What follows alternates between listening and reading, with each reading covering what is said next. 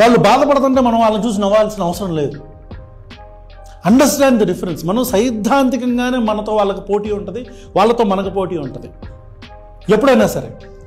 ఇది ఎప్పుడు కుటుంబాల జోలికి, వ్యక్తిత్వ హననాలకి, లేకపోతే వ్యక్తి మీద దాడి చేయడానికి మనం వాడకూడదు. వాడటం కరెక్ట్ కాదని మా ఉద్దేశం.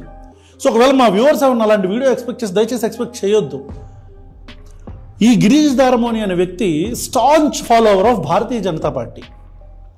He's a staunch follower of Bharatiya Janata party. అతను ఒక ఎట్లా చెప్పాలి, ఇప్పుడు రైట్ వింగ్ భాషలో చెప్పాలంటే కట్టర్ కార్యకర్త అనుకోండి. అతను భారతీయ జనతా పార్టీకి సంబంధించి నాయకత్వంలో లోపాలు ఉన్నాయి అని చెప్పని ఒక ఇష్యూ రేజ్ చేయడం జరిగింది. రేజ్ చేసిన తర్వాత భారతీయ జనతా పార్టీ అతన్ని సస్పెండ్ చేసింది. సస్పెండ్ చేస్తే అతను తన వాయిస్ను వినిపిస్తూనే ఉన్నాడు. ఈ వినిపించే ప్రాసెస్లో ఆయన డెరోగేటరీగా కామెంట్స్ చేశారు అని వచ్చిన వాళ్ళ వాదన. డెరోగేటరీగా కామెంట్స్ చేస్తే మీరు కేసు ఫైల్ చేయండి. డెరోగేటరీగా ఒకవేళ కామెంట్స్ చేస్తే దాన్ని ప్రూవ్ చేయండి. నేను మొత్తం వీడియో చూసాను, డెరోగేటరీగా ఎక్కడ కామెంట్ అయితే కనపడలేదు అతను నాకు.